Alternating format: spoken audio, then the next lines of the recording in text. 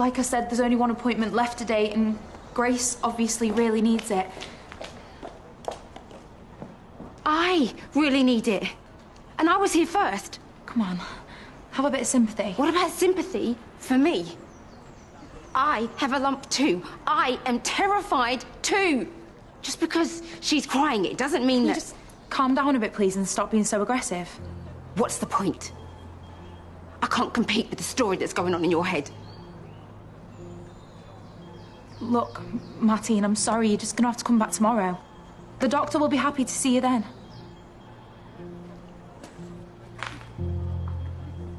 A day in the life of someone like me means constant, tedious microaggressions, constant judgment, constantly having to prove myself. I mean, I like my job, but sometimes I wonder, where could I be if there weren't so many barriers? The most tiring thing about these microaggressions is that they are so subtle, so covert. It's hard to prove. But when it comes to the impact unconscious bias is having on black lives, black women's lives, the stats speak for themselves. Being a black woman means knowing that no matter how early you get up in the morning, you never really get a head start. Because the game's already rigged, and it's not in your favor. It means wondering if they say, free sample for every woman who buys this magazine. What they really mean is free sample for all of our white readers because, honey, your dark skin doesn't match up to our idea of what beauty is.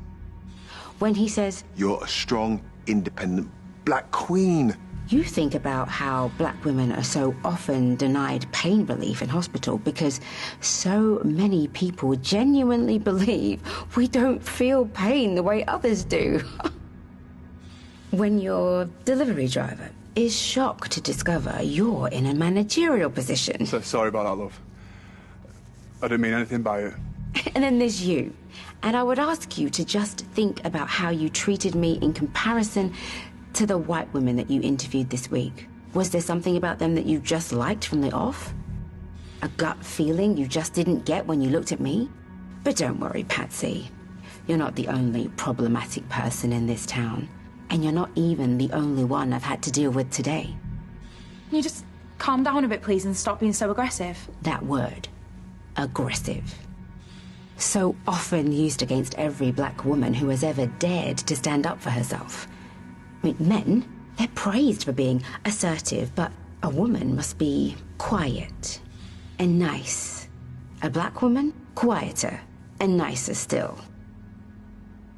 On social media, and sometimes even in real life, trolls tell us, go home, even if we were born here. I mean, and then people have the cheek to tell us racism doesn't exist in this country, but it does. Oh, yes, it does. And that place where racism and sexism meet in the middle, that's where black women live our lives.